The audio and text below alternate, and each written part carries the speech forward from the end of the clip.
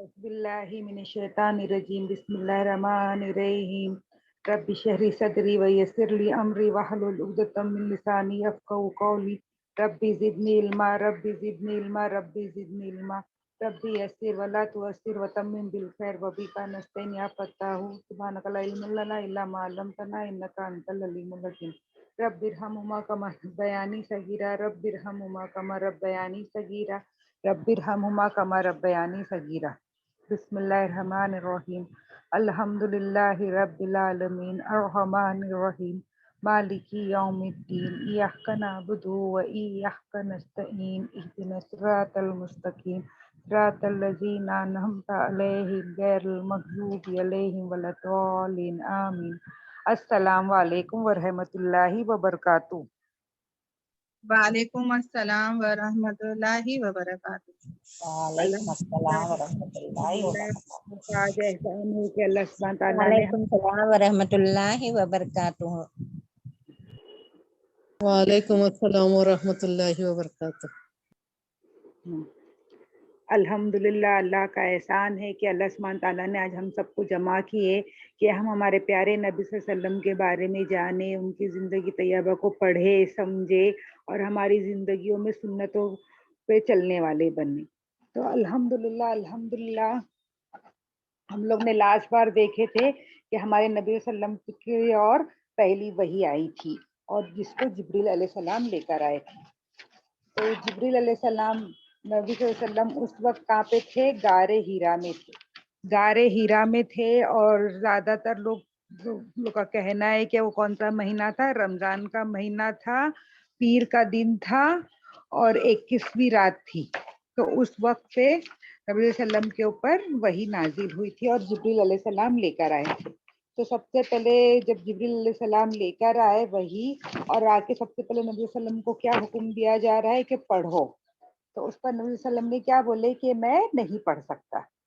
तो जिब्रील अलैहिस्सलाम ने क्या करे, उनको जोर से ऐसा गले लगा के दबाए, फिर उनको बोले पढ़ो। तो उस पर भी नबी सल्लम ने क्या बोले कि मैं नहीं पढ़ सकता हूँ करके। फिर वापिस से उन्होंने दबाए, तो ऐसा करके 3 बार उन्होंने किए। 3 बार नबी सल्लम को दबाए और तीसरी बार तो इतनी जोर से दबाए जिब्रील सलाम ने कि नबी सल्लम बोलते कि मुझे तो ऐसा लग रहा था कि मेरी जान ही निकल जाएगी, इतनी जोर से दबाए। और उसके बाद जो इकरा बिस्मी की आयत है वो नाजिल हुई। इकरा बिस्मी रब्बिकल लज़ी खलक खलकल इंसाना मिन अलक इकरा व रब्बुकल अकरम, ये आयतें पूरी पढ़ के सुना। तो जैसे जैसे जिब्रील इस्लाम ने पढ़े उसके बाद नबी वसल्लम ने क्या करे, वही लफ्ज वापिस से दोहरा दिए। अब यहाँ पे ये जो जिब्रील सलाम ने 3 बार उनको ऐसा दबाए थे, वो क्यों दबाए थे? तो उसके लिए जो कुरान की तफसीर लिखने वाले वो क्या बोलते हैं कि सबसे पहले तो क्या हुआ था, शुरुआत कैसे हुई थी? ख्वाबों के जरिए हुई थी कि नबी वसल्लम को ख्वाब आया करते थे और वो ख्वाब कैसे होते थे? सच्चे ख्वाब आते थे। तो ये भी बात के लिए हो सकता था कि है ना, नबी वसल्लम को बताया जाए कि ये क्या नहीं हो रहा है, कोई ख्वाब नहीं है, ये क्या है, ये हकीकत है। हकीकत पे जिब्रील अलैहिस्सलाम आए तो इसलिए उन्होंने उनको अच्छे से जोर से दबाए ताकि नबी वसल्लम को समझ में आ जाए कि वो कोई ख्वाब नहीं देख रहे, ये जो कुछ हो रहा है उनके साथ सही में हो रहा है। फिर उस पर कुछ मुफस्सिर ये भी लिखते हैं कि वो जो 3 वक्त दबाया गया था उनको, तो वो 3 वक्त का इसका और है कि क्या इशारा करता था कि है ना, नबी वसल्लम की जिंदगी में ऐसे 3 वक्त आएंगे जो इतने मुश्किल हो गए नबी वसल्लम के ऊपर, लेकिन अल्लाह सुब्हान तआला कैसे उनको हिफाजत से वो मुश्किलात में से हिफाजत से निकाल के लेके चले जाएंगे। तो इसी तरह जब आगे हम सीरत पढ़ते हैं तो पता चलता है कि नबी वसल्लम की जिंदगी में ऐसे 3 बहुत ही मुश्किल वक्त आए थे। तो सबसे पहला वक्त कौन सा था? जब मक्के वाले ने उनको क्या कर दिए थे? बॉयकॉट कर दिए थे, पूरे सब लोगों को बॉयकॉट कर दिए थे। 3 साल उन लोग मक्के के बाहर गुजारे थे। वो हालात बहुत ही मुश्किल थे नबी सल्लम के लिए और नबी सल्लम के जो उनके कबीले वाले थे और उनके चाचा सबके लिए, मतलब भूख प्यास बहुत ज्यादा तकलीफ के वो 3 साल थे। लेकिन उसके बाद वो 3 साल के बाद अल्लाह सुब्हान तआला के जरिए वो जो उन लोग ने बॉयकॉट लगाए थे वो खुद ब खुद खत्म हो गए। फिर दूसरी बार जब नबी वसल्लम है ना, जब जा रहे थे मक्का से मदीना की तरफ हिजरत कर रहे थे और मक्का के लोग उनको ढूंढ रहे थे, اور اس وقت نبی صلی اللہ علیہ وسلم اپنے دوست کے ساتھ ابو بکر رضی اللہ عنہ کے ساتھ ایک غار میں چھپ گئے تھے، غار ثور میں. اور مطلب دشمن لوگ اتنے قریب آ گئے تھے کہ وہ چھوٹی سی غار تھی، وہ چھوٹی سی غار میں وہ دونوں تھے. اور وہ غار کے وہ ایک دم دروازے تک کے دشمن آ گئے تھے. اور ایسا تھا کہ اگر دشمن ذرا نیچے جھک کے جھانک لیں گے تو نبی صلی اللہ علیہ وسلم اور حضرت ابو بکر رضی اللہ عنہ دکھ جاتے تھے. تو اتنے اس میں آ گئے تھے، لیکن اس وقت بھی کیا ہو گیا، اللہ سبحانہ تعالیٰ نے ان کی حفاظت کی اور دشمنوں کو وہ دکھائی نہیں دی. پھر تیسری بار ایسا تھا کہ جنگ احد میں کیا ہوا تھا، جیتتی ہوئی جنگ کیا ہو گئے تھے، مسلمان ہار گئے تھے. جیتتی ہوئی جنگ میں کیا ہو گئے تھے، بازی پلٹ گئی تھی اور پیچھے سے جو تھے قریش لوگ نے حملہ کر دیے پہاڑ کی سائڈ سے. تو ایک دم افراتفری ہوتے ہوئے وہ جنگ کیسی ہو گئی، جیتتی ہوئی جنگ ہار میں بدل گئی. اور پلس کیا ہو گیا تھا کہ سارے مسلمان لوگ پناہ لینے کے لیے پہاڑ پہ چڑھ گئے تھے. اور مطلب اس میں حالات ایسے یہ تھے، نازک تھے کہ جتنے مسلمان جو بچے ہوئے ہیں جو ہے وہ اتنے مار لگے ہوئے اور اتنے زخمی اور اتنے تھکے ہوئے تھے وہ سارے مسلمان. اور جو نیچے جو قریش تھے، اگر قریش لوگ اس وقت کیا کرتے، اس وقت پہاڑ پہ چڑھ کے آ گئے ہوتے تو کیا ہوتا تھا، مسلمان پورے کے پورے ختم ہو گئے ہوتے تھے. کتنی دیر ان لوگ لڑتے، مطلب بہت حالت خراب ہو گئی تھی اس وقت مسلمان کی. لیکن اللہ سبحانہ تعالیٰ نے ان کے دلوں میں یہ ڈال دیا اور ان لوگ بولے کہ نہیں، ہمارا تو بدر کا بدلہ ہم نے لے لیے کر کے یہ سوچ کر کے ان لوگ نکل گئے اس وقت. لیکن خالد بن ولید میں بولے بھی تھے قریش لوگوں کو، چلو ہم کیا کرتے، یہ مسلمان لوگ کو پورے جڑ سے ختم کر دیتے. تو اس پر ابو سفیان جو لیڈر تھے انہوں نے بولے نہیں، ہمارا تو بدر کا بدلہ ہو گیا، چلو اب ہم جاتے ہیں کر کے ان لوگ نکل کے چلے گئے. تو یہ 3 وقت نبی صلی اللہ علیہ وسلم کی زندگی میں آئے تھے جو ایسے تھے کہ بہت نازک تھے، لیکن اللہ سبحانہ تعالیٰ نے ان کو ادھر سے وہاں سے بچا لی. پھر اب ہم غور کریں گے کہ اللہ سبحانہ تعالیٰ کیا حکم دے رہے. سب سے پہلا حکم کیا دیا جا رہا ہے، پڑھو کر کے جو حکم دیا جا رہا ہے، اقرا. تو اس میں کیا ابھی کیا پڑھیں گے نبی صلی اللہ علیہ وسلم، اب تک تو قرآن آیا نہیں ہے، یہ تو پہلی آیت ہے قرآن کی، پڑھنے کے لیے تو کچھ ہے نہیں ہے. اور نبی صلی اللہ علیہ وسلم کیا ہے، امی ہے، کیوں نبی صلی اللہ علیہ وسلم کو پڑھنا لکھنا نہیں آتا ہے.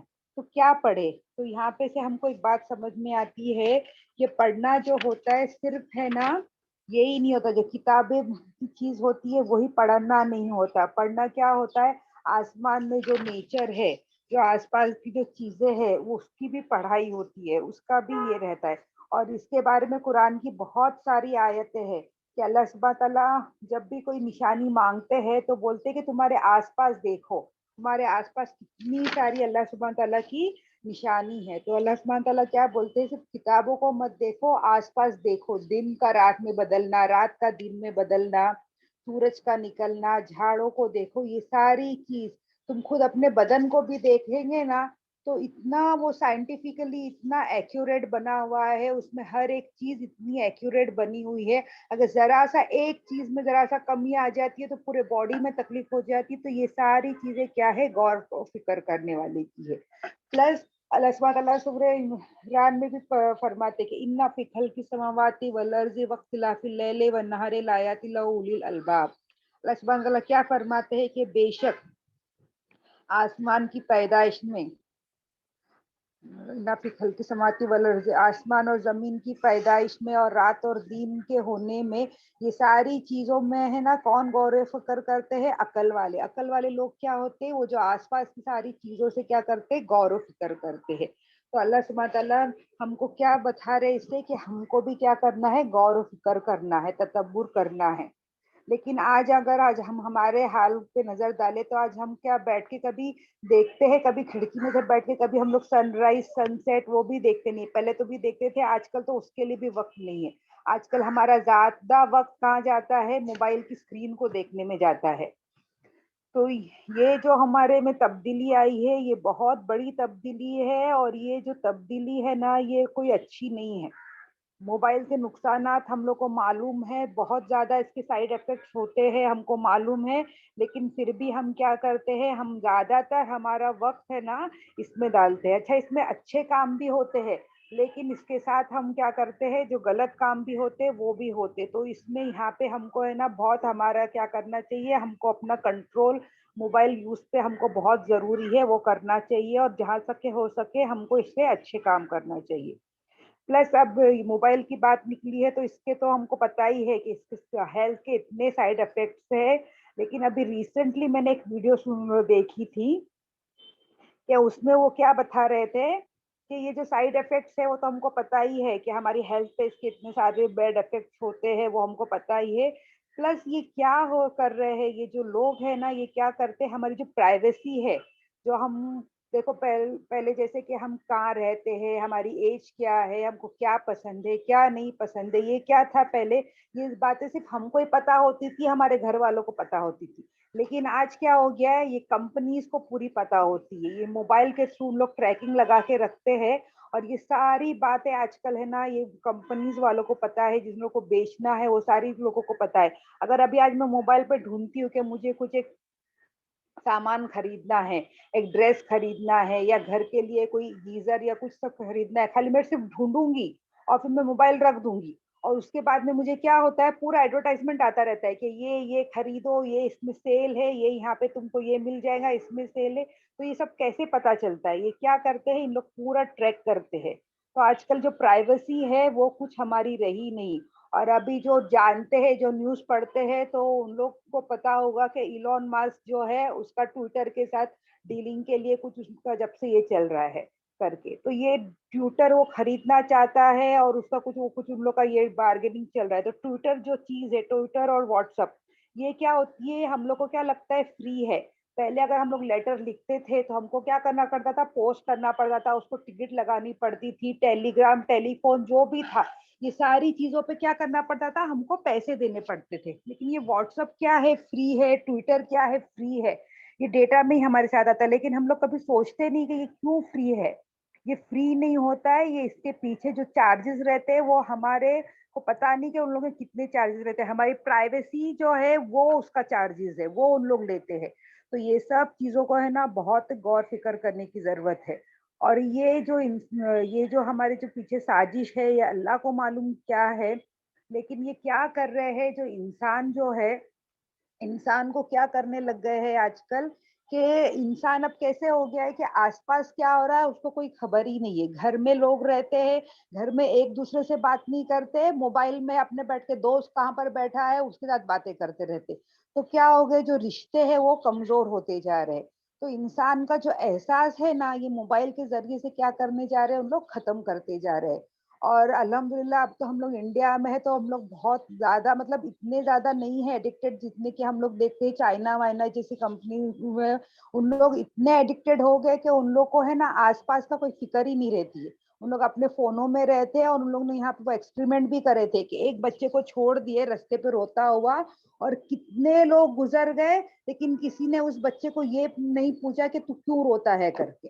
मतलब इंसान को क्या बनाते जा रहे हैं, एक मशीन बनाते जा रहे हैं। तो ये हमको है ना, हमारे इसमें ये तब्दीली जो आई है उसको हमको बहुत ये करना पड़ेगा। और हमको क्या करना पड़ेगा, फिर से दुनिया की तरफ आना पड़ेगा। ये मोबाइल, ये टेक्नोलॉजी एक जरूरत तक के इस्तेमाल करो, सही है।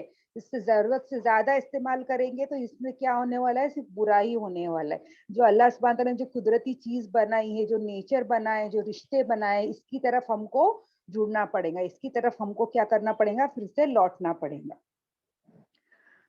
फिर यहाँ पे है ना, इकरा का क्या वर्ड है ना, ये 2 बार आया है। तो इकरा का वर्ड एक बार तो जब हम समझते हैं, चलो पढ़ने के बाद के क्या है, अल्लाह सुब्हान तआला क्या बता रहे, जो निशानियां है, कुदरत की निशानियां हैं उसको देखो। और दूसरा क्या है, पढ़ो। तो मैंने गए बार ही समझाई थी कि पढ़ो मतलब सिर्फ दीन की इल्म लेना जरूरी नहीं है। जो दुनिया का इल्म, वो भी क्या है, वो भी इल्म है, तो उसको भी क्या करना है, उसको भी साथ में लेना है। और जब बोलते हैं ना कि दज्जाल क्या रहेगा, काना रहेगा, तो दज्जाल जो है, दज्जाल की जो खासियत और दज्जाल की जो सब ये रहती है, उन लोग क्या बोलेंगे, उन लोग बोलेंगे सिर्फ एक इल्म की तरफ आओ, सिर्फ दुनिया का इल्म पढ़ो, उसकी तरफ आओ, उसी इल्म में रहो। तो इसके लिए हमको क्या करना है, हमें बैलेंस करना है। सिर्फ दीन का इल्म करके नहीं, दीन और दुनिया दोनों का इल्म। अगर हम लोग दुनिया पढ़े तो दुनिया और दीन दोनों का इल्म, हमको ये बैलेंस लेके चलना है। सिर्फ हम किसी एक ही इल्म में पढ़ के एक ही इसमें नहीं रहेंगे, और हम क्या करेंगे, दोनों इल्म को बराबर पढ़ेंगे। फिर इसके बाद अल्लाह सुब्हान तआला क्या बता रहे हैं हमको सूरह इकरा में, कि हम उसने हमको क्या सिखाया, बयान करना सिखाया। تو اس بات کے بارے میں بھی ہم سوچیں گے کہ بیان کے بارے میں اللہ سبحانہ تعالیٰ ہم کو بتا رہے. سب سے پہلے پتا ہے کہ اللہ سبحانہ تعالیٰ نے ہم کو کیا بنایا, خون سے, جمے ہوئے خون سے بنایا. پھر اللہ سبحانہ تعالیٰ نے ہم کو بیان سکھایا, اور وہ سکھایا جو ہم نہیں جانتے. تو یہ بھی اللہ سبحانہ تعالیٰ کا کتنا بڑا ہم پہ کرم ہے, کتنا بڑا ہم پہ رحم ہے کہ اللہ سبحانہ تعالیٰ نے ہم کو سب سے بیسٹ چیز کیا دی, بیان کرنے سکھایا. اگر آج میں بیان کرنا نہیں جانتی, ایک دوسرے کی بات سمجھتی نہیں, بولتی نہیں, تو پھر ہم کہاں ہوتے. اب ہم دیکھتے ہیں نا کہ سارے مخلوق میں اللہ سبحانہ تعالیٰ نے ہم کو کیا بنایا, اشرف المخلوق بنایا ہے. اور یہاں پہ ہم دیکھتے ہیں کہ اتنے سارے جانور ہیں, پرندے ہیں, لیکن یہ ساری سب چیزوں میں افضل ہم لوگ کیوں ہیں؟ کیونکہ ہم لوگ کیا کر سکتے ہیں, ایک دوسرے سے بات چیت کر سکتے ہیں. اس لیے ہم لوگ کیا ہے, ہم لوگ اس سے زیادہ افضل اس لیے ہو گئے کہ ہم لوگ کیا کر سکتے ہیں, ایک دوسرے سے بات چیت کر سکتے ہیں, ہماری بات ہم دوسروں کو پہنچا سکتے اور اس کو آگے بڑھ سکتے, اس کو لکھ سکتے, یہ سب کر سکتے. اس لیے ہم لوگ کیا بن گئے, افضل بن گئے. تو یہ کتنی بڑی نعمت اللہ سبحانہ تعالیٰ نے ہم کو عطا کی ہے. پھر اللہ سبحانہ تعالیٰ نے ہم کو بتایا کہ قرآن میں ہی اللہ سبحانہ تعالیٰ سے اتنے سارے نبیوں کو کیا کیا چیز عطا کی ہے. تو اس میں ادریس علیہ السلام کو قلم عطا کیا جس سے وہ لکھنا کرے. پھر اس کے بعد نوح علیہ السلام کو کشتی بنانے کا علم عطا کی. پھر داؤد علیہ السلام کو کیا دیے تھے, لوہا جو تھا, لوہا ان کے ہاتھ میں آ کے بولتے پگھل جاتا تھا, اور اس سے وہ کیا کرتے تھے, ہتھیار بناتے تھے, اور جو اس وقت جنگ میں جب پہنا جاتا تھا ڈریس, وہ سب بناتے تھے. تو یہ ساری چیزیں سب اللہ سبحانہ تعالیٰ نے عطا کیے, اور ہمارے پیارے نبی صلی اللہ علیہ وسلم کو کیا عطا کیے, قرآن شریف عطا کیے ہیں. تو ہم لوگ جب پڑھتے ہیں قرآن, تو ہم جب دیکھتے معجزے جو عطا کیے تھے, موسیٰ علیہ السلام کو ملے تھے, عیسیٰ علیہ السلام کو ملے تھے, تو ہم کو کیا لگتا ہے یہ سارے میریکلز بہت بڑے ہیں. جیسا عیسیٰ علیہ السلام کو تھا کہ وہ کیا کرتے تھے, جو اندھا تھا اس کو آنکھیں دے دیتے تھے, اور مٹی کی چوڑیاں میں جان پھونک دیتے تھے. تو ہم کو کیا لگتا ہے یہ بہت بڑا معجزہ ہے. لیکن ہمارے نبی صلی اللہ علیہ وسلم کو جو قرآن ملا ہے, یہ اصل میں دیکھا جائے تو یہ سب سے بڑا معجزہ کیا ہے, قرآن ہے. سب سے بڑا معجزہ ہے. اور یہ قرآن کا آج ہم دیکھتے ہیں کہ اتنے سالوں کے بعد آج بھی ہم کیا کر رہے ہیں, یہ قرآن پڑھ رہے. وہ جتنے بھی جن لوگ کو جو معجزے ملے تھے, عیسیٰ علیہ السلام کو, موسیٰ علیہ السلام کو, جتنے بھی نبیوں کے, وہ صرف ان لوگ کے ساتھ تھے جب تک کہ وہ حیات تھے, اور اس کے بعد وہ کیا ہو گئے, ختم ہو گئے. جو موسیٰ علیہ السلام کی لکڑی تھی, وہ اس وقت جب ان کے ہاتھ میں تھی وہ معجزہ دکھاتی تھی, موسیٰ علیہ السلام کے بعد وہ نہیں دکھانے لگی. تو لیکن یہ جو اللہ سبحانہ تعالیٰ نے نبی صلی اللہ علیہ وسلم کو قرآن دیے ہے, اگر ہم بیٹھ کے اس کے بارے میں غور و فکر کریں گے تو یہ ایسی کتاب ہے جو اب تک کے, وہ ابھی تک کے بھی کیا جاتی ہے, سب سے زیادہ چھپنے والی, اور سب سے زیادہ پڑھی جانے والی, اور سب سے زیادہ یاد کی جانے والی, سب سے زیادہ حفظ کی جانے والی, اور اس کی تفاسیر لکھی جانے والی, اور کتنی الگ الگ لینگویجز میں لکھنے جانے والی, یہی سب سے زیادہ بڑی کتاب ہے. مطلب اور اس کو کتنے لوگوں کے دلوں میں یہ محفوظ ہے. اللہ سبحانہ تعالیٰ نے کیا کیا, یہ صرف کتاب میں محفوظ نہیں رکھا, یہ لوگوں کے دلوں میں محفوظ ہے. تو یہ اتنا بڑا معجزہ ہے جو آج تک کے چلا آ رہا ہے. اور یہ کتاب کیسی ہے, اگر جو پڑھتے ہیں تو وہ جانتے ہیں کہ یہ کتاب ہے نا, اس پڑھنے والوں کے ساتھ رہتی ہے. وہ کتاب جو بھی اس پڑھنے والے کے دل میں جو سوال ہوتا ہے, اس کے جواب اس کو سامنے ملتے ہیں. ہر ایک کے لیے وہ الگ ہے. میں پڑھوں گی, میرے دل میں جو سوال ہے اس کے جواب میرے حالات کے حساب سے مجھے ملیں گے. آپ پڑھیں گے, آپ کے دل میں جو سوال ہے تو آپ کو اس کے جواب آپ کے حساب سے ملیں گے. تو ہر ایک پڑھنے والے کو جانتی ہے, اس پڑھنے والوں کو سمجھتی ہے, اور اس کو ہدایت دیتی ہے, اور اس کو صحیح راستے پہ لاتی ہے. تو انشاءاللہ ہم بھی کیا کریں گے, قرآن کو پڑھنے والے بنیں گے, اور اس پہ عمل کرنے والے بنیں گے. پھر اللہ سبحانہ تعالیٰ یہ جب ہو گیا, جب نبی صلی اللہ علیہ وسلم کو یہ وحی آنے کے بعد, نبی صلی اللہ علیہ وسلم کیا کیے, جلدی جلدی سب سے پہلے کس کے پاس گئے, وہ اپنی بیوی کے پاس گئے, اور انہوں نے اپنی بیوی کو بولے کہ دیکھو مجھے ایسا ایسا ہو گیا. سب سے پہلے وہ اتنے گھبرائے ہوئے تھے کہ انہوں نے کیا بولے کہ مجھے چادر اڑا دو, مجھے چادر اڑا دو. اور اس کے بعد تھوڑا ان کو ہوش آیا, ذرا حالت سدھری, تب انہوں نے اپنی بیوی کو بتایا کہ ہے نا میرے ساتھ ایسا ایسا ہوا ہے. پتہ نہیں, وہ بھی مطلب کسی کو سمجھ میں نہیں آ رہا تھا کہ سچ میں ہوا ہے کہ کیا ہوا ہے, مجھے کوئی آسے پاس آیا تو نہیں ہو گیا, ایسے سب ان کو خیال آنے لگے. تو اس پہ ان کی جو بی بی ختیجہ تھے, وہ اتنے اچھے سے تھے, اور اتنی اچھے سے انہوں نے جواب دیے کہ ہرگز نہیں اللہ آپ کو ضائع کرے گا, مطلب آپ کے ساتھ کچھ غلط نہیں ہوگا. وہ اتنے پازیٹیو ایٹیٹیوڈ رکھتے تھے کہ کیوں نہیں ہوگا آپ کے ساتھ, کیونکہ آپ کی عادت کیسی ہے. کیا انہوں نے بتایا نبی صلی اللہ علیہ وسلم کو کہ آپ کیا کرتے, صلہ رحمی کرتے ہیں, غریبوں کا بوجھ اٹھاتے ہیں, نئی دستوں کو بندوبست کرتے ہیں, اور مہمان کی میزبانی کرتے ہیں, اور مصیبت میں رہنے والوں کو یہ کرتے ہو. تو آپ کو اللہ کیا کرے گا, اللہ کبھی آپ کو ضائع نہیں کرے گا. کہ آپ اتنے اچھے ہیں, آپ کے اخلاق اتنے اچھے ہیں, تو اللہ سبحانہ تعالیٰ کیا کریں گا, آپ جیسا آپ اللہ کے ساتھ گمان رکھتے ہو, اللہ سبحانہ تعالیٰ آپ کو ویسے ہی کرے گا. تو یہاں پہ بھی ہم کو ایک بات سمجھ میں کیا آتی ہے کہ ہم کو کیا کرنا ہے, ہم کو ہمیشہ اللہ سے اچھے گمان رکھنا ہے. ہم کو جو ہمارا کام کرنا ہے وہ تو کرنا ہی ہے, لیکن اس کے ساتھ ہم کو ہمیشہ اللہ کے ساتھ ہے نا اچھے گمان رکھنا چاہیے. اور اس پر اللہ سبحانہ تعالیٰ بولتے بھی ہے کہ میں اپنے بندے کے ساتھ ویسا ہوں جیسا کہ وہ میرے بارے میں گمان رکھتا ہے. تو ہمیشہ ہم کو کیا کرنا ہے, پازیٹیو ایٹیٹیوڈ رکھنا ہے, ہم کو اچھا سوچ رکھنی ہے, ہماری سوچ ہمیشہ کیا رکھنی ہے, اچھی رکھنی ہے. پھر اب ہم دیکھیں گے کہ وحی جو آتی ہے وہ ہے نا بہت الگ الگ قسم کی وحی آتی ہے, ایک ہی جیسی نہیں رہتی, وحیوں کی بھی الگ الگ قسم ہوتی ہے. تو سب سے پہلی قسم کیا ہوتی ہے وحیوں کی, کیا رہتی ہے, وہ کیا ہوتی ہے, خواب ہوتی ہے.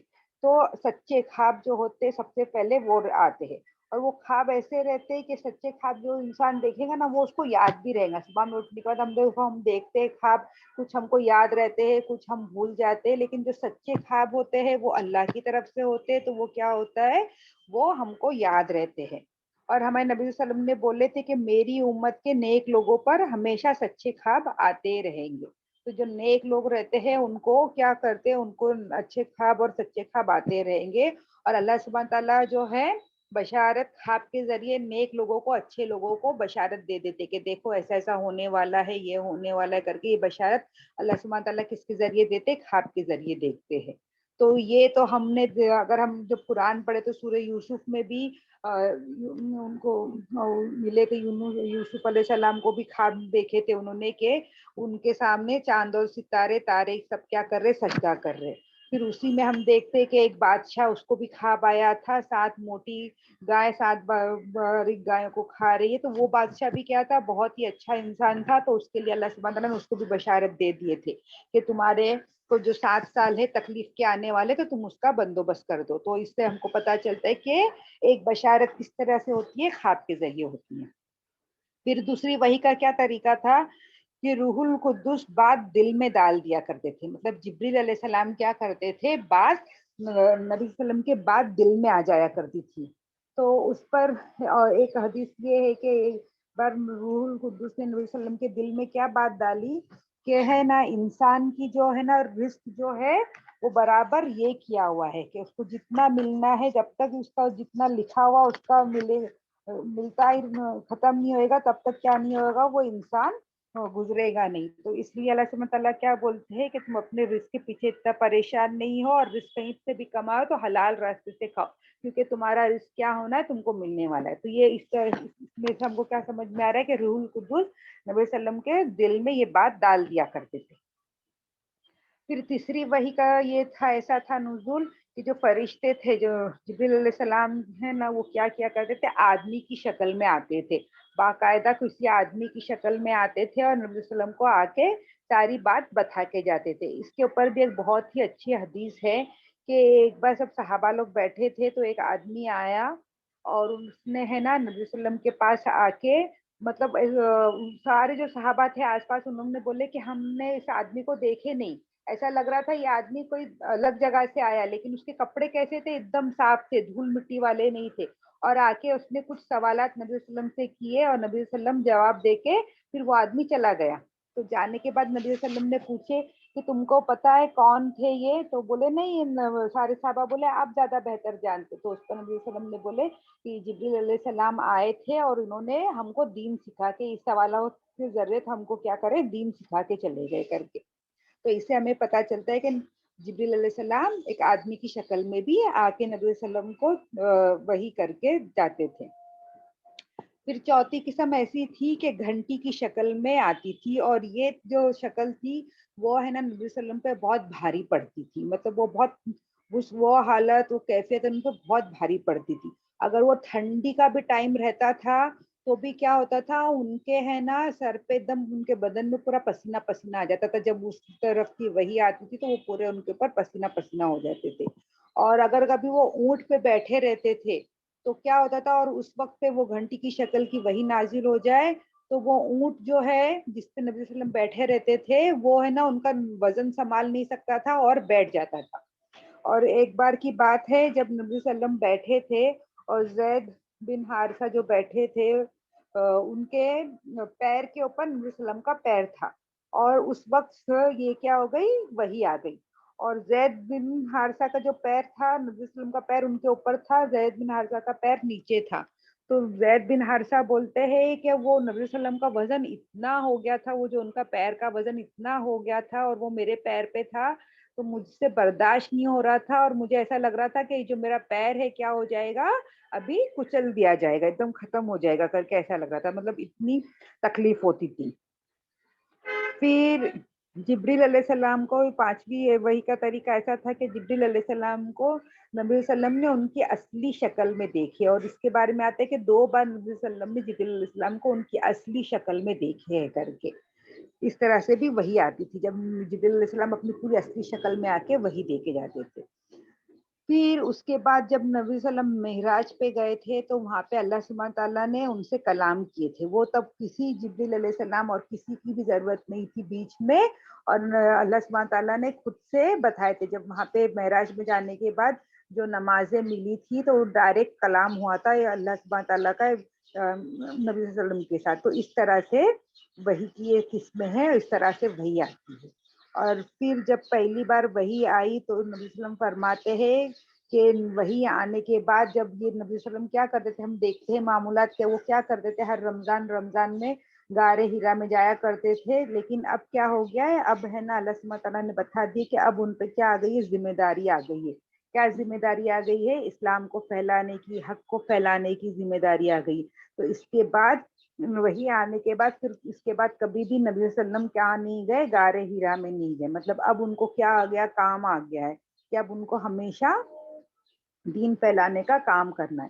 تو اس سے ہم کو اور ایک بات یہ بھی سمجھ میں آتی ہے کہ ہمارے اسلام میں ہے نا یہ ہے ہی نہیں کہ ہم ہمارا گھر بار سب چھوڑ دے اور کیا چلے جائے, صرف اللہ کی راہ میں چلے جائے. ایسا بھی دیکھو ہم دیکھتے ہیں دوسرے مذہب میں ایسا ہوتا ہے, جیسے کہ کرسچن میں پریسٹ لوگ کیا کرتے ہیں, وہ لوگ اپنی فیملی کو سب کو چھوڑ دیتے ہیں اور پریسٹ بن جاتے ہیں, نن بن جاتے ہیں, بولتے ہیں ہم لوگ صرف اللہ کی عبادت کے لیے ہم لوگ ساری دنیا کو چھوڑ دیے کر کے. تو اس طرح سے ساری چیزیں ہمارے اسلام میں ہیں نہیں. ہمارے اسلام میں کیا ہے, دین اور دنیا دونوں کو ساتھ میں لے کے چلنا ہے. یہ ساری محنت ہم کو ساتھ میں کرنا ہے. یہ سارا چیز دیکھو دنیا کو چھوڑ دینا اور صرف اللہ کی یاد کرنا, یہ کیا ہے, آسان ہے. ہندو لوگ بھی دیکھتے ان لوگ کیا کرتے, تپسوی ہو جاتے, ہمالیہ میں چلے جاتے, گھر بار چھوڑ دیتے. تو یہ سب کیا ہے, مطلب یہ دین جو ہے ساتھ میں ہے, دین اور دنیا ساتھ میں. ایسا نہیں کہ دین الگ ہے اور دنیا الگ ہے, یہ دونوں چیز ساتھ میں ہے. اور یہ اس کی حدیث بھی آتی ہے کہ جو دنیا جو ہے وہ ہے نا ہماری کھیتی ہے.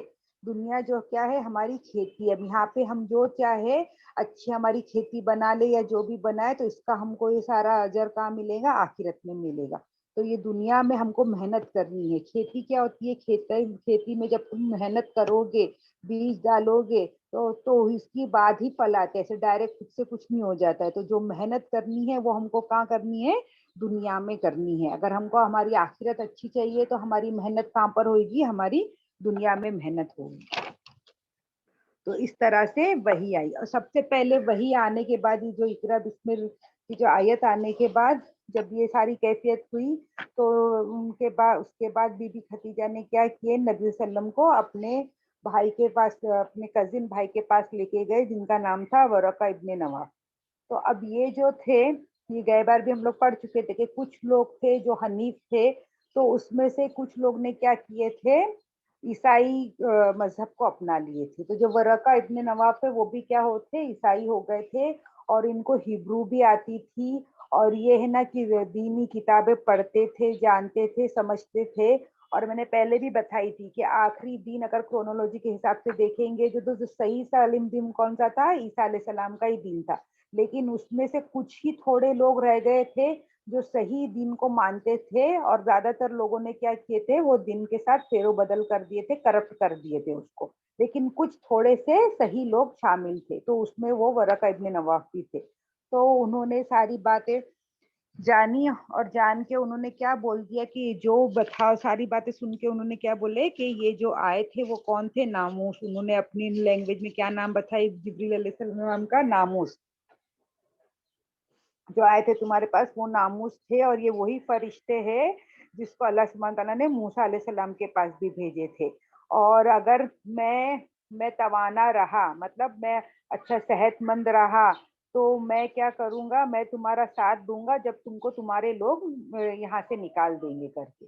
تو یہ بات سن کے نبی صلی اللہ علیہ وسلم کیا ہو گئے؟ بہت دنگ ہو گئے. بولے کیونکہ آج ان کی پوزیشن کیا تھی نبی صلی اللہ علیہ وسلم کی، کہ ان سے سب محبت کرتے تھے، ان کو الامین الصدیق بولتے تھے. لیکن یہاں پہ جو ورقہ ابن نواف کیا ان کو یہ بتا رہے بات کہ تمہارے لوگ ہی کیا کریں گے، تم کو تمہارے اگینسٹ ہو جائے گے اور تم کو یہاں سے نکال دیں گے، تم کو ہجرت بھی کرنا پڑے گا، یہاں سے مکہ بھی چھوڑنا پڑے گا. یہ ساری بات بتا رہے ورقہ ابن نواف ان کو بتا رہے ہیں. تو یہ سن کے نبی صلی اللہ علیہ وسلم بہت ہی حیران اور پریشان ہوئے تھے. اور لیکن ورقہ ابن نواف کے بارے میں بتایا جا رہا ہے کہ وہ مطلب اس وقت ہے نا، ورقہ ابن نواف ہے نا اچھی بہت بڑی عمر کے تھے. جو ورقہ ابن نواف ہے نا وہ بی بی خدیجہ سے ہی 40 سال بڑے تھے.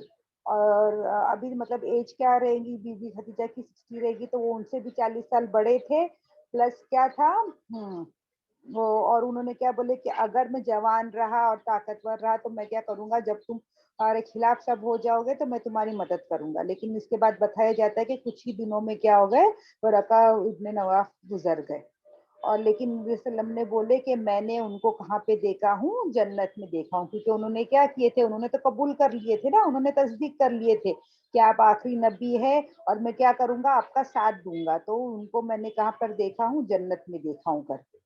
اب کیا ہوا؟ یہ تو وہی آئی، پہلی بار وہی آئی، لیکن اس کے بعد ہے نا پھر کوئی وہی نہیں آئی. اب اس کے بارے میں بھی ہے نا لوگ الگ الگ رائے ہے، لیکن زیادہ صحیح رائے کیا ہوتی؟ کوئی بولتے کئی سال، 2-3 سال، اور کوئی بولتے کچھ دن.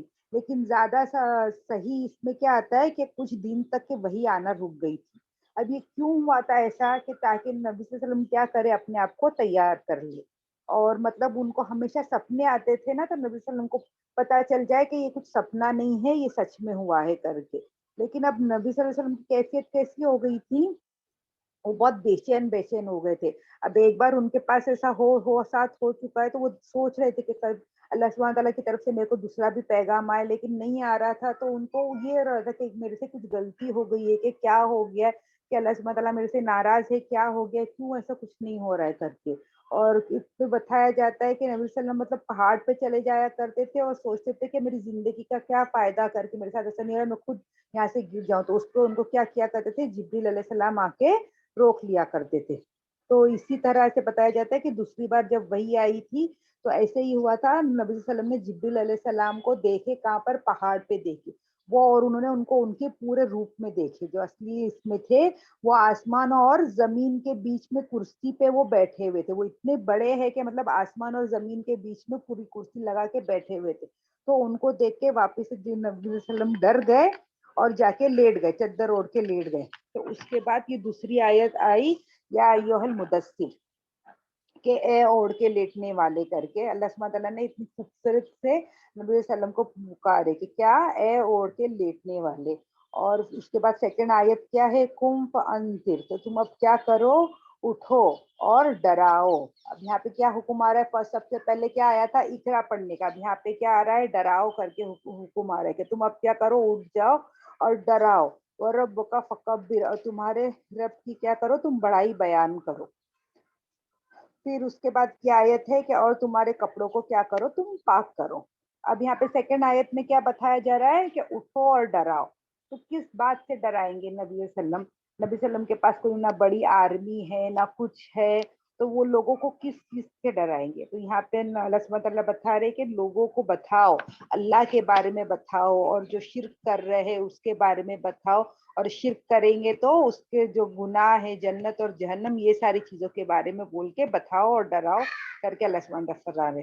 اور پھر اس کے بعد اللہ سبحانہ تعالیٰ کیا بتاتے ہیں؟ کہ پاکیزی رکھو، اپنے کپڑوں کو کیا رکھو؟ پاک رکھو، ناپاکی سے दूर रहो। तो यहाँ पे इसके दो मायने आते हैं, एक अपने कपड़ों को पाक रखो मतलब जो सफाई, जो जैसे कि हम लोग की रहती है सफाई, और सेकंड क्या है कि जो ख्यालात में है, जो अल्लाह के साथ इन लोग क्या कर रहे हैं, शिर्क कर रहे हैं, वो उससे भी क्या रहो, पाक रहो करके अल्लाह सुब्हान तआला बता रहे। क्या मतलब तुम्हारा दिमाग, तुम्हारा ख्याल भी सब कैसा होना चाहिए, पाक होना चाहिए, तुम्हारे कपड़े भी सब पाक होने चाहिए।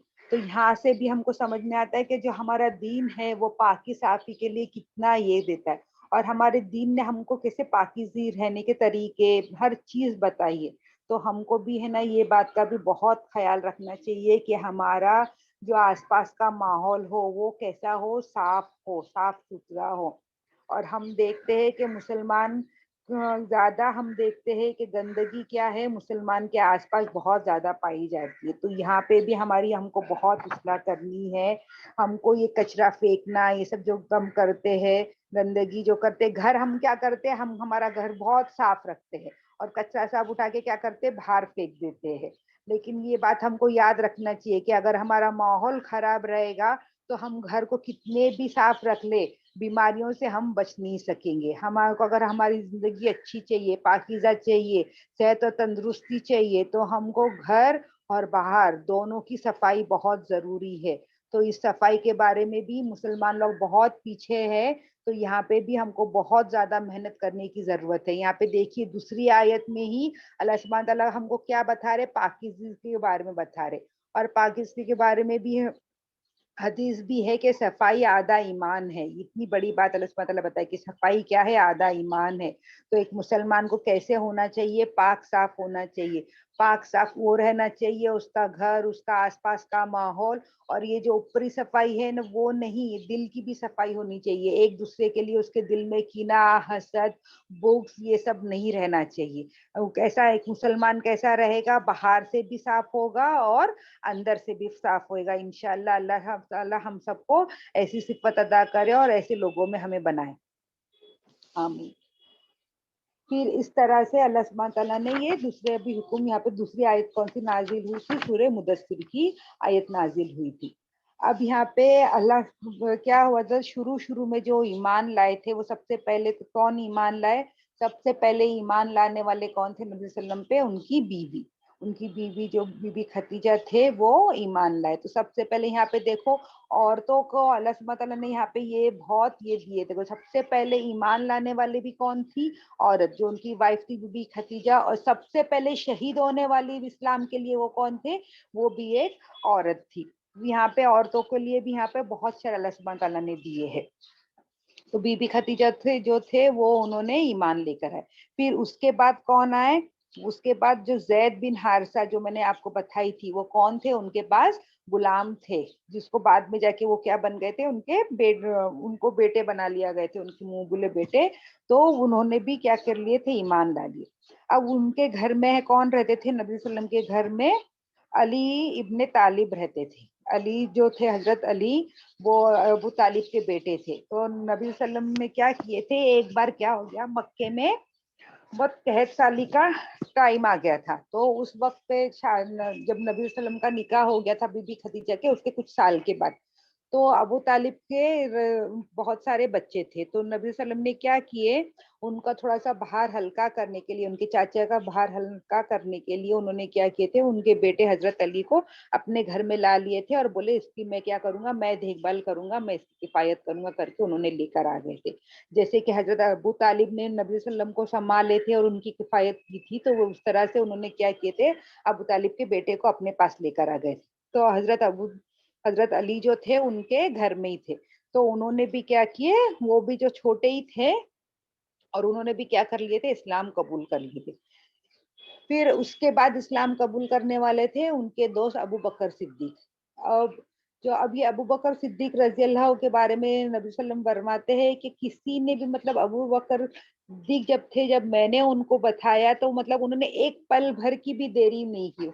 अब ये सारे देखो, बीबी खतीजा, जो जैद रजी अल्लाह अन्हु है, और हजरत अली, ये क्या है, ये सारे घर के लोग हैं। لیکن حضرت ابو بکر رضی اللہ کون ہے؟ وہ ان کے گھر کے باہر کے لوگ ہیں، ان کے دوست ہے.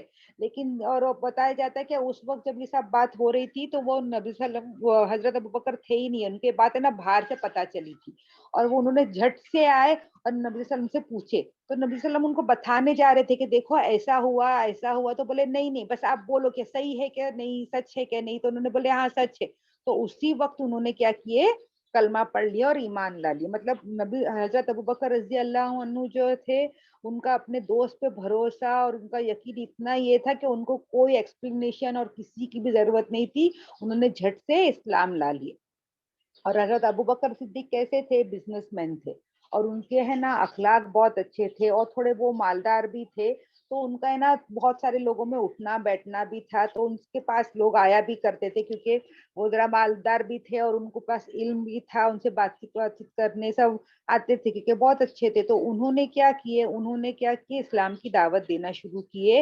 اور ان کی ہی دعوت کی وجہ سے بہت سارے لوگ جو ہے وہ مسلمان ہو گئے تھے، ایمان لا لیے تھے. اس میں جو ان کے وجہ سے جو ایمان لائے اس میں سے جن کے نام ہے عثمان بن عفان، پھر الزبیر جو تھے، طلحہ بن عبید اللہ، اور سعد بن وقاص، عبد الرحمن بن عوف. یہ سارے لوگ ہیں عشرہ مبشرہ میں سے جو 10 لوگ ہیں اس میں سے 6 لوگ حضرت ابوبکر رضی اللہ کو ملا کے 6 لوگ پورے ان کے وجہ سے ہی یہ لے کر آئے تھے، اسلام میں لے کر آئے. عشرہ مبشرہ مطلب 10 لوگ جن کو ہے نا دنیا میں ہی ہے نا خوشخبری دے دی گئی تھی، جنت کی خوشخبری دے دی گئی تھی. تو یہ 10 لوگوں کے نام نبی صلی اللہ علیہ وسلم کو معلوم تھے اور یہ صحابہ کو بھی معلوم تھے. تو یہ لوگ اس میں سے جو 6 ہے، 5 لوگ جو ہے وہ کس کی وجہ سے ایمان لائے؟ حضرت ابوبکر رضی اللہ عنہ کی وجہ سے ہی ایمان لائے. اور ہم کو اچھے سے پتا ہے کہ حضرت ابوبکر کیا تھے؟ تاجر تھے. تو ان کی ہم دیکھتے کہ ان کی تجارت کیسی تھی. صرف دنیا ہی تجارت نہیں تھی، ان کی کیا آخرت کی بھی تجارت تھی. اور پلس حضرت ابوبکر رضی اللہ عنہ کیا کرتے تھے، جب اور تھوڑا وقت آگے گیا اور جو مسلمانوں پہ بہت ظلم کیا جاتا تھا تو یہ کیا کرتے تھے، اپنے پیسے جو تھے وہ ہے نا اس سے کیا کرتے تھے، جو مسلمان غلام تھے ان کو آزاد کیا کرتے تھے. پھر اور اس کے بعد اور بھی جو پہلے اولین مسلمان ہیں اس میں سے ابو سلمہ کا نام ہے، پھر عبیدہ بن حارث پھر زید الدودی اور ان کی بیوی فاطمہ ہے. اور ایسے بہت سارے چھوٹے موٹے لوگ تھے جو کیا کیے، اسلام لے کر آئے تھے. اب ہم دیکھتے کہ جو اسلام لے کر آئے تھے اس میں کیسے تھے کہ یہ جو لوگ تھے نا یہ بہت زیادہ امیر نہیں تھے. ابھی اس میں حضرت ابوبکر کیسے تاجر تھے، وہ تھوڑے امیر تھے، لیکن بہت زیادہ لوگ کیا تھے، امیر نہیں تھے. جیسے کہ حضرت بلال، یہ بھی سب ایمان لائے تھے. اور اس میں سے کچھ لوگ کیسے تھے، غلام تھے. تو یہ لوگ ایمان لے کر آ گئے تھے. اب ان لوگ شروع میں ایمان لے کر آ گئے. اب مکہ کے جو لوگ تھے نا ان لوگ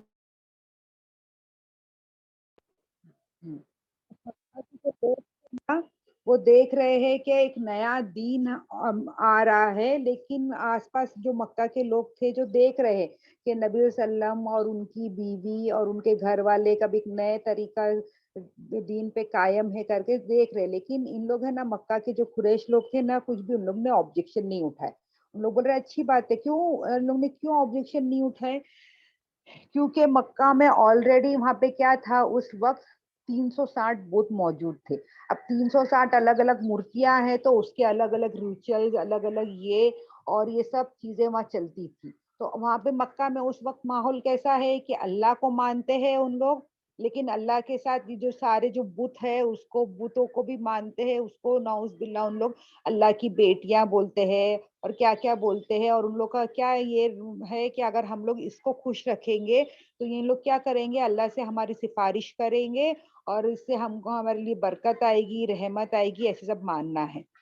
تو اور اس طرح کا وہاں پہ دینی ماحول اس طرح سے تھا. اور پلس جو وہاں کے جو بزنس مین ہیں وہ سارے لوگ بھی خوش تھے. مطلب جو مکہ کے جو قریش ہے، اگر کوئی انسان وہاں سے کوئی چھوٹا دور کا قبیلہ ہے اور اس کو کوئی اپنی ایک مورتی لا کے کعبے کی طرف میں رکھنی ہے تو ان لوگ بھی منع نہیں کرتے تھے. ان لوگ بولتے اچھی بات ہے، لاؤ، لا کے رکھ دو. کیوں؟ کیونکہ اس سے ان لوگوں کو کیا بزنس کا فائدہ تھا کہ اگر آج 10 لوگ آ کے اس مورتی کو رکھے ہیں تو نیکسٹ ایئر کیا ہوگا، وہ 10 لوگ کے بجائے 20 لوگ آئیں گے. 20 لوگ آئیں گے مکہ میں اور ان لوگ کا ہر سال آنا رہے گا تو کیا ہوئے گا، مکہ میں کیا ہوئے گا، پروفٹ ہوئے گا. یہ ایک فائدہ ہوگا, اکنامک جو ہے اکنامی بڑھتی رہے گی, اکنامک فائدہ ہوگا. تو ان لوگ کیا دیکھتے تھے, مال و دولت دیکھتے تھے. تو اس لیے ان لوگ کا اس میں کیا چل رہا ہے, دین اور دنیا دونوں ان لوگ کی ساتھ میں چل رہی ہے. ان لوگ کا دین کا بھی کام ہو رہے ہیں اور ان لوگ کی دنیا کے بھی کام ہوتے جا رہے.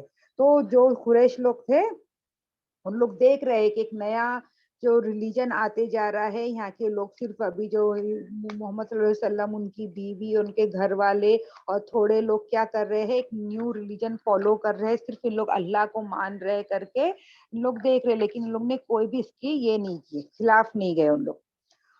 اور نماز کے بارے میں بتایا جاتا ہے کہ اس وقت جب شروع میں ہے نا, نماز ہے نا صرف 2 ٹائم کی یہ تھی. اب نماز ہے نا جب مہراج میں گئے تھے تب اس کے بعد ہم پہ 5 ٹائم کی فرض ہوئی تھی, لیکن اس سے پہلے ہے نا صرف 2 ٹائم کی نماز تھی. وہ کیسی تھی, جو فجر سے پہلے اور عشاء کی نماز تھی. ایسے وقت میں 2 ہی ٹائم کی نماز پڑھنے کی تھی.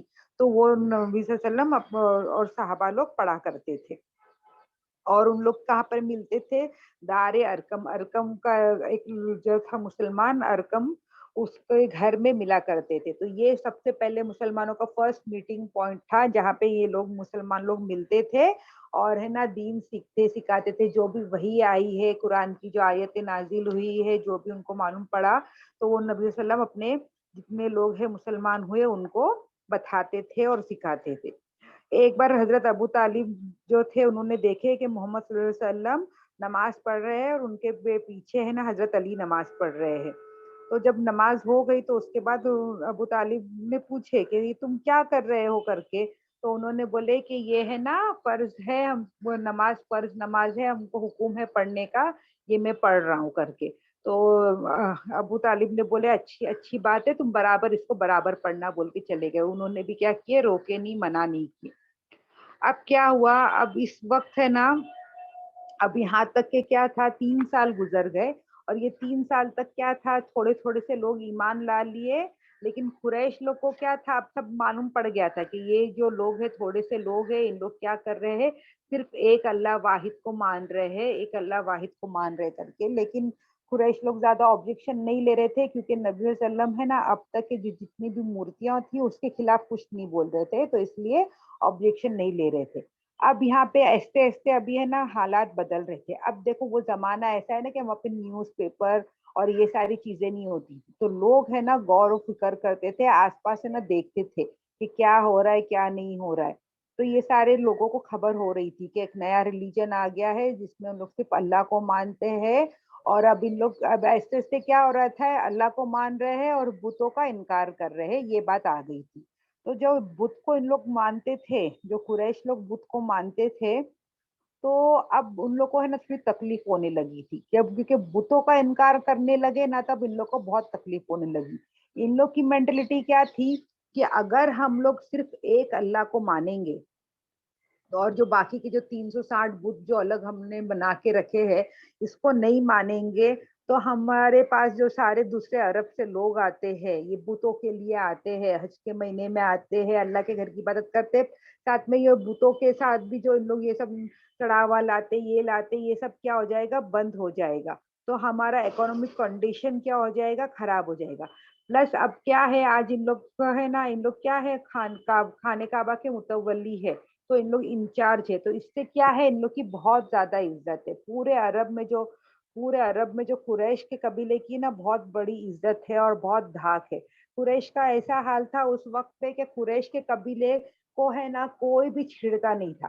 مطلب اس وقت کیا لوٹ مار یہ سب ہوا کرتی تھی نا, لیکن قریش لوگ کے نام کی اور اس کی اتنی عزت تھی. کیوں ان لوگ کو اتنی عزت تھی, کیونکہ ان لوگ خانے کعبہ کے متولی ہے, اس کے لیے ان لوگ کو عزت تھی. لیکن ان لوگ کیا سمجھتے تھے, اس کے ساتھ ہم لوگ جو 360 بوت ہے اس کی وجہ سے بھی ہماری عزت ہے. مین ان کو کس کے لیے عزت تھی کہ ان لوگ خانے کعبہ کے متولی ہے, تو اس لیے ان کے قبیلوں کو کوئی لوٹتا یہ نہیں تھا, کوئی لوٹے گا نہیں کبھی بھی. اگر پتہ چل جائے گا قریش کا قافلہ ہے تو کتنا بھی بڑا چور ہونے تو وہ کیا نہیں کرے گا, وہ اس قریش کے قبیلوں کو کبھی بھی لوٹتا نہیں تھا. اس میں کوئی وہ سیفلی کہیں پہ بھی جاتے تھے قریش کے قبیلے, اچھے سے جا کے اپنی تجارت کر کے آ جاتا تھا. تو جب دوسرے لوگ دیکھتے تھے کہ دوسرے قبیلے والے کے قریش کے قبیلے کے ساتھ جائیں گے تو ہم کو لوٹا نہیں جائے گا، تو موسٹلی کیا ہوتے تھے دوسرے قبیلے بھی کون سے قبیلے کے ساتھ جڑ جاتے تھے، قریش کے قبیلوں کے ساتھ جڑ جاتے تھے. تو یہ سارے جو ان کی عزت ہے وہ کیا ہو جائے گی، سب ختم ہو جائے گی، پیسہ بھی چلا جائے گا، عزت بھی چلے جائے گی. تو اب یہ بات کیا ہو رہی تھی، قریش لوگوں کو کھٹک رہی تھی. کیا ان لوگ جو معبودوں کو ان لوگ نہیں مانتے ہیں، یہ بات ہے نا اب ان لوگ کو کھٹک رہی تھی. تو اب اس میں سے جو غلام تھے نا ان کو کیا کرنے لگے تھے، قریش لوگ نا ستانے لگے تھے، بول رہے تھے پلٹ کے واپس ہمارے دین پہ آ جاؤ، عبد المطلب کے جو پرانا دین ہے، جو ہمارا دین ہے اس پہ آ جاؤ. اور جو مسلمان ایک بار ہو گیا تھا تو ان لوگ کیا بولتے تھے، ہم لوگ صرف ایک اللہ واحد کو ہی مانیں گے کر کے. اب یہ اس حالت میں 3 سال کے بعد کیا ہوا، اللہ سبحانہ نے سورہ شورا میں وہی نازل کر دیے کہ اب کیا کرو، اب تم ہے نا ڈراؤ تمہارے آس پاس والوں کو ڈراؤ. سب سے پہلے تو یہ حکم نہیں آیا تھا، اب تمہارے تمہارے قبیلے والوں کو آس پاس والوں کو ڈراؤ کر کے یہ حکم آ گیا. سورہ شورا میں یہ حکم آ گیا. اور اسی سورے میں موسیٰ علیہ السلام کے بارے میں سب کہانیاں ہیں. تو اس میں اللہ سبحانہ تعالیٰ نے بتا دیے تھے کہ فرعون نے جب موسیٰ علیہ السلام کا انکار کیا، اللہ کی آیتوں کو نہیں مانا، تو اس کے ساتھ کیا حال ہوا. عاد اور سمود اور ایکا والے، ابراہیم علیہ السلام اور لوط والے، یہ ساروں کے ساتھ کیا ہوا تھا، یہ ساری بات اللہ سبحانہ تعالیٰ نے سورہ شورا میں بتا دی. تو اب نبی صلی اللہ علیہ وسلم پہ کیا حکم آ گیا کہ تم کیا کرو، تم اپنے لوگوں کو سچ جو ہے وہ بتاؤ اور ڈراؤ کر کے، یہ بات آ گئی تھی. تو نبی صلی اللہ علیہ وسلم نے کیا کیے، اپنے جتنے بھی خاندان والے تھے نا ان کو کیا بولے، ایک بار اپنے گھر میں دعوت دیے. کم سے کم 45 لوگوں کو اپنے گھر میں، آس پاس کے جو پورے خاندان والوں کو دعوت دیے گھر میں، اور دعوت دے کے بلائے ان کو گھر پہ کہ آج تم کیا کرنا، کھانے کی دعوت ہے، آ جانا. اب اس میں ابو لہب بھی تھا. یہ ابو لہب بہت جو ان کے چاچا لگتے تھے، لیکن یہ ہے نا ایک دم اسلام کے کٹر دشمن ہے. ہم لوگ دیکھیں گے کہ ابو لہب جو ہے وہ کیا ہے، اسلام کے کٹر دشمن ہے. رشتے میں ان کے چاچا لگتے ہیں لیکن وہ ہمیشہ سے اسلام کے دشمن تھے، اور وہ انہوں نے نبی صلی اللہ علیہ وسلم کو بہت زیادہ ستایا. تو اب کیا ہو گئے، ابو لہب کو پتا چل گیا کہ ابھی محمد صلی اللہ علیہ وسلم نے دعوت دیے ہے، اور تو ایسے ہی میں دعوت نہیں دیے رہیں گے، ضرور یہ کیا کریں گے، اپنے دین کے بارے میں بات کریں گے، اللہ کے بارے میں بات کریں گے، ایسی ساری باتیں کرنے والے ہیں کر کے. تو کھانا وانا ہونے کے بعد جیسے ہی ابو لہب نبی صلی اللہ علیہ وسلم ہے نا بات کرنے کے لیے گئے، دین کے بارے میں تبلیغ کرنے کے لیے گئے، لوگوں کو بات بتانے کے لیے گئے، تب بھی وہاں پہ ابو لہب نے کیا کیے، ان کو یہ کر دیے، روک دیے. اس سے نبی صلی اللہ علیہ وسلم کے بولنے سے پہلے وہ خود بولنے لگ گئے.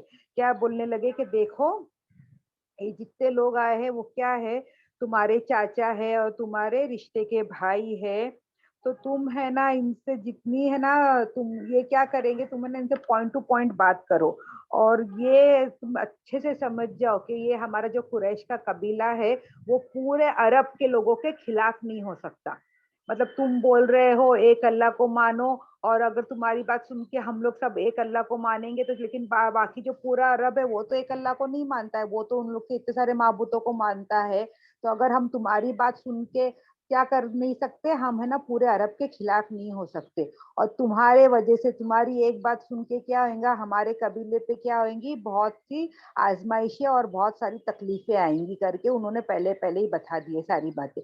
اب یہ سب سننے کے بعد مطلب پہلے ہی پوری نیگیٹو بات بتا دی کہ اگر تمہاری سنیں گے تو کیا ہوئے گا، ہمارا نام چلے جائے گی، ہماری عزت چلے جائے گی، ہمارا پیسہ چلے جائیں گے، تمہارے وجہ سے کیا ہوگا، ہم کو ذلت اٹھانی پڑے گی، ہم کو تکلیفیں اٹھانی پڑے گی. ایسی بات انہوں نے بتا دی، اور بولے کہ میں کسی کو بھی نہیں جانتا ہوں ایسے شخص کو ہمارے قبیلے میں کہ تمہارے سوا، کہ جس کی وجہ سے ہم کو اتنی تکلیف اور ذلت اٹھانی پڑے گی کر کے ایسی بات بول دی. تو اس پر اب نبی صلی اللہ علیہ وسلم اب کیا دعوت دے کے بھی کیا فائدہ، پہلے سے کیا ہو گیا، نیگیٹو ماحول پورا ہو گیا. تو ابھی اگر وہ بولیں گے بھی تو کیا ہوگا، کچھ اثر نہیں ہوگا. تو کیا ہو گیا، نبی صلی اللہ علیہ وسلم خاموش رہ گئے اور انہوں نے کچھ بھی نہیں بولے. پھر تھوڑے دن کے بعد واپس سے انہوں نے کیا کیے، واپس سے سارے لوگوں کو بلائے، سارے لوگوں کو بلائے، کھانے کی دعوت دیے. کھانے وانا کرنے کے بعد اب واپس سے کیا ہو گئے، اب نبی صلی اللہ علیہ وسلم کو پتا تھا کہ ابو لہب نے لاسٹ بار تو میٹنگ خراب کر دیے، تو انہوں نے کیا کیے تھے، اس بار ہے نا وہ ان کے بولنے سے پہلے ہی کیا کر دیے، انہوں نے بات کرنا، دعوت دینا شروع کر دی. انہوں نے ہے نا بولے کہ میں اللہ کے نام کے ساتھ میں کیا کرتا ہوں، میں اللہ پہ بھروسہ کرتا ہوں اور میں ہے نا گواہی دیتا ہوں کہ ہے نا اللہ کے سوا کوئی بھی معبود نہیں ہے، اور اللہ کے ساتھ کیا مت کرو، تم کوئی بھی شرک مت کرو۔ اور میں کیا ہوں، میں ہے نا راستہ دکھانے والا ہوں، تو میں ہے نا کبھی بھی جو راستہ دکھانے والا رہتا، گائیڈ جو رہتا، وہ کبھی بھی غلط راستہ نہیں دکھاتا ہے۔ اور میں کیا کرتا ہوں، میں اللہ کی قسم کھاتا ہوں کہ اللہ کے سوا کوئی معبود نہیں ہے، اور میں ہے نا یہ قسم کھا کے بول رہا ہوں کہ اللہ سبحانہ تعالیٰ نے مجھے کیا بنا کے بھیجے ہے، رسول بنا کے بھیجے ہے تمہاری طرف۔ اور یہ بولے کہ میں کیسا ہوں کہ جیسے تم لوگ بھی مر جاؤ گے ویسے میں بھی مر جاؤں گا، اور آخرت کے ٹائم پہ واپس میرے کو بھی اٹھایا جیسا جائے گا، جیسے تم لوگ کو بھی اٹھایا جائے گا موت سے، ویسے مجھے بھی اٹھایا جائے گا، اور تم کو تمہارا حساب کتاب دینا پڑے گا۔ اور جس کا حساب کتاب صحیح رہے گا تو یا تو وہ جنت میں جائے گا یا تو وہ جہنم میں جائے گا۔ تو یہ ساری بات کی جو حق بات تھی نبی صلی اللہ علیہ وسلم نے سب بتا دی۔ اب یہاں پہ ہے نا یہ جو بات تھی، دیکھو اللہ کو ہے نا قریش لوگ مانتے تھے، اب ان لوگ کو وہ بات ماننے کے لیے کوئی پرابلم نہیں تھی، ان لوگ اللہ کو مانتے تھے پہلے سے، تو ان لوگ کو اللہ کو ماننے کی کوئی پرابلم نہیں تھی۔ پرابلم ان لوگ کو کہاں آ رہی تھی معلوم؟ کس بات کے لیے آ رہی تھی؟ حساب کتاب دینا پڑے گا، واپس سے اٹھایا جائے گا، یہ ساری بات ہے نا ان لوگ کے سمجھ میں نہیں آ رہی تھی۔ یہ بات یہ قریش لوگ جو نہیں لائے ہیں ایمان، ان لوگ کو مین یہی بات تھی کہ ان لوگ کو یہ باتیں سمجھ پہ نہیں آتی تھی کہ مر کے کیسے انسان واپس زندہ ہوگا اور حساب کتاب دینا پڑے گا۔ حساب کتاب دینا پڑے گا مطلب کیا تھا کہ ان لوگ کو عمل اچھے کرنے پڑیں گے، ان لوگوں کسی کے ساتھ زیادتی نہیں کر سکتے، کسی کو ستا نہیں کر سکتے، ہر چیز کا حساب دینا پڑے گا۔ اور وہاں پہ اب ان لوگ کی کنڈیشنز کیسی چل رہی تھی کہ ان لوگ غلام رکھتے ہیں، ان لوگ چوری کرتے ہیں، ان لوگ کیا کرتے، سود لیتے ہیں، یہ سب چیز کرتے ہیں، مطلب اگر حساب کتاب دینا ہے تو یہ ساری چیزیں چھوڑنی پڑے گی۔ تو یہ بہت ان لوگ پہ بھاری پڑ رہا تھا۔ اب یہ ساری باتوں کی دعوت دے دیے، اور ابو وہاں پہ جو ان کے چاچا جو بیٹھے تھے انہوں نے کیا کیے، جھٹ سے کیا کرے اپنے بھتیجے کے سائڈ میں بولنے لگے۔ وہ اس بار ان کے چاچا ابو طالب نے ابو لہب کو کوئی چانس نہیں دیا اور جھٹ سے کھڑ گئے، کیونکہ وہ سردار تھے، پورے لوگوں کے سردار تھے۔ تو انہوں نے کیا بولے، نبی وسلم کی تعریف میں کیا بولے کہ ہم سب تم سے کیا کرتے، بہت محبت کرتے ہیں، اور تمہاری نصیحت کو ہم لوگ مانتے بھی ہے، اور تمہارے جو تم بول رہے ہیں ان کو بھی مانتے، کیونکہ سارے لوگ ان کو پہلے سے کیا بولتے تھے، امانت دار اور صدیق سچے بولتے تھے، تو ہم لوگ بولتے تھے ہم تمہارے کو محبت بھی کرتے ہیں، تمہاری اچھی باتوں کو بھی مانتے ہیں، اور جو تم بول رہے ہو اس کو بھی مانتے ہیں، اور تم جو بول رہے ہو سب صحیح بول رہے ہو، اور ہم تمہارے کیا ہے، رشتے دار ہے، خاندان والے، تو ہم کیا کریں گے، ہم ہے نا تمہاری کیا کریں گے، ہمیشہ تم کو پروٹیکٹ کریں گے، ہم ہمیشہ تمہارے ساتھ کھڑے رہیں گے اور تمہاری حفاظت کریں گے۔ لیکن میں کیا کروں گا، میں جو اپنے عبد المطلب کا جو دین ہے اس کو نہیں چھوڑوں گا، میں جو تم بول رہے ہو نا بت پرستی نہیں کرو، عبد المطلب کے دین سے ہٹ جاؤ، وہ میں نہیں ہٹوں گا، میں اللہ کو مانتا ہوں، تم جو بول رہے ہو سچ سب صحیح ہے، اس کی تسبیح کرتا ہوں، لیکن میں اپنے عبد المطلب کے دین سے، اپنے باپ دادا کے دین سے نہیں ہٹوں گا۔ تو یہاں پہ اب ابو طالب جو تھے انہوں نے کیا کر دیے، انہوں نے صاف صاف نبی صلی اللہ علیہ وسلم کو بول دیے کہ میں کیا کروں گا، میں تمہارا ہمیشہ ساتھ دوں گا، لیکن میں دین کون سا فالو کروں گا، اپنے جو دادا پردادا کا دین ہے وہی فالو کروں گا، لیکن میں تمہارا ہمیشہ ساتھ دوں گا کر کے انہوں نے بول دیے۔ یہاں پہ نبی صلی اللہ علیہ وسلم کو انہوں نے دلاسا دے دی۔ تو وہاں پہ تبھی ابو لہب جو تھے انہوں نے بولے کہ میں اللہ کی قسم کھاتا ہوں کہ یہ جو تم کر رہے ہو، وہ اپنے ابو طالب کو بول رہے اپنے بھائی کو کہ یہ تم کر رہے ہو نا یہ بہت خراب کر رہے ہو، کر کے یہ صحیح نہیں کر رہے ہو۔ لیکن ابو طالب نے کیا بولے کہ جب تک کہ میں زندہ ہوں، میں قسم کھاتا ہوں اللہ کی کہ جب تک کہ میں زندہ ہوں تب تک کہ میں کیا کروں گا، میں اپنے بھتیجے کی حفاظت کروں گا کر کے اس کے جواب میں ابو طالب نے وہ جواب دے دیے کہ جب تک میں زندہ ہوں میں ہمیشہ میں اپنے بھتیجے کی حفاظت کرتا رہوں گا کر کے۔ اب یہ سب کیوں ہو رہا ہے یہاں پہ، تو یہ بات بھی ہم کو اچھے سے یاد رکھنا چاہیے کہ اس وقت کا ماحول کیسا تھا۔ میں نے پہلے بتایا کہ عرب کیسے تھے، قریش لوگ کیسے تھے، قبیلے قبیلے میں رہتے تھے، تو قبیلے میں ان لوگ ایسے رہتے تھے نا کہ ایک قبیلہ کیا کرتے، سمجھو ابھی تم ایک قبیلے میں ہو तो वो कबीला है ना हमेशा तुम्हारा साथ देगा, अगर तुम सही हो तो भी तुम्हारा साथ देगा, तुम गलत हो तो भी तुम्हारा साथ देगा। ये उन लोग का ये था, वहां पे उन लोग का वो रूल्स वैसे चलते थे। जो कबीला वाला है उसके लिए इन लोग क्या करेंगे, दूसरे सामने वाले कबीले से भी लड़ लेंगे, खून की नदियां बहा देंगे, लेकिन अपने कबीले वाले आदमी के लिए उन लोग हर कुछ चीज कर सकते थे। तो उसी तरह यहाँ पे अबू तालिब जो थे उन्होंने क्या किए, वही रूल्स एंड रेगुलेशन जो चल रही थी उनके घराने में, जो नियम चल रहा था उसको फॉलो किए। उनको वो उनके भतीजे की बात को लेके चल रहे, भले उनके दीन पे नहीं चल रहे, लेकिन क्या बोल रहे, तुम मेरे भतीजे हो तो और तुम हमारे कबीले को, तो जो तुम बोलोगे और तुम सही बोल रहे हो वो भी उनको मालूम है, हम क्या करेंगे तुम्हारा साथ देंगे करके उन्होंने बोले। और यहीं पर हम देखते हैं अबू लहब, अब देखा जाए तो अबू लहब के कबीले से नबी वसल्लम है, तो उनको भी वही फॉलो करना चाहिए था, उनको भी वही रूल्स ये फॉलो करना चाहिए थे कि वो उनके कबीले के आदमी को उनको ये करना चाहिए था, डिफेंड करना चाहिए था, उनका साथ देना चाहिए था नबी वसल्लम को। भले वो उनके ख्यालात उनसे नहीं मिलते हो, लेकिन नबी वसल्लम उनके खानदान के हैं और उनके कबीले के, तो उनको नबी वसल्लम का साथ देना चाहिए था। लेकिन यहाँ पे हम देखते हैं अबू लहब जो थे वो पूरे ऑपोजिट निकले, उन्होंने कभी भी नबी वसल्लम का हाँ साथ नहीं दिए, बल्कि उनके हमेशा अगेंस्ट गए। तो आज का सबक हम लोग इंशाल्लाह यहीं तक के करेंगे, और किसी को भी कुछ डाउट है, किसी को कुछ नहीं समझ में